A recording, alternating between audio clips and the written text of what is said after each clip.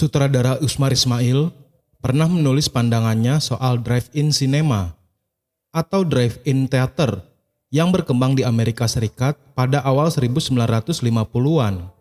Ketika itu, ia tengah menempuh pendidikan bidang sinematografi di Universitas California, Los Angeles.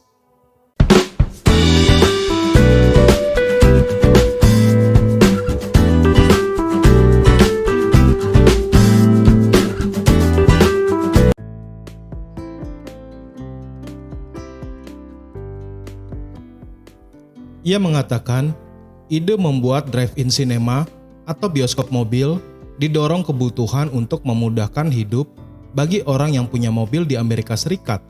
Saat itu, jumlah orang yang memiliki mobil di Amerika Serikat banyak sekali. Ia mencontohkan, di universitas tempat ia belajar, rata-rata 3 dari 5 mahasiswa punya mobil sendiri.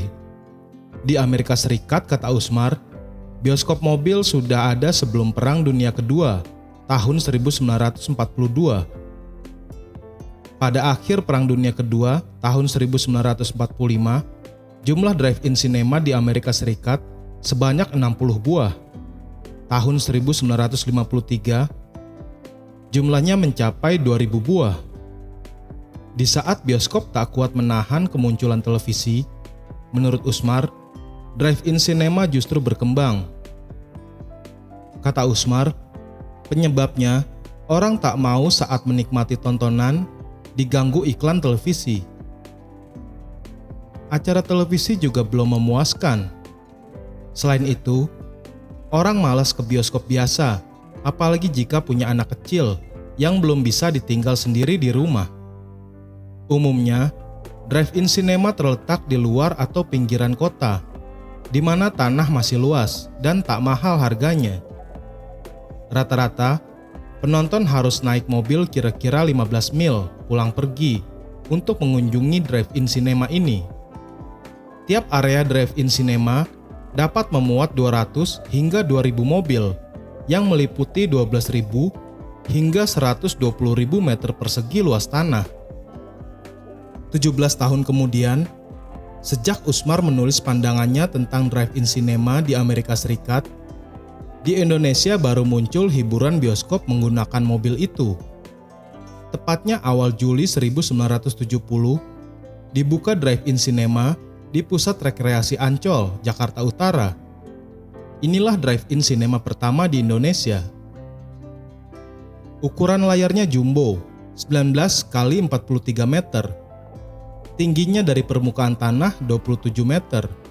Atapnya langit. Arenanya mampu memuat 850 mobil. Karcisnya dipatok Rp100 hingga Rp500. Mobil tak dikenakan bayaran, tapi penonton harus membeli karcis sebanyak orang yang diajak nonton. Satu malam hanya diputar 1 atau 2 film selama 5 jam, mulai pukul 19 hingga 24. Satu karcis berlaku untuk menonton 2 film itu. Dialog atau komentar film bisa didengar dari mikrofon kecil yang dibagikan setiap mobil. Luas area bioskop Ancol ini 5 hektar, memungkinkan mobil bergerak bebas.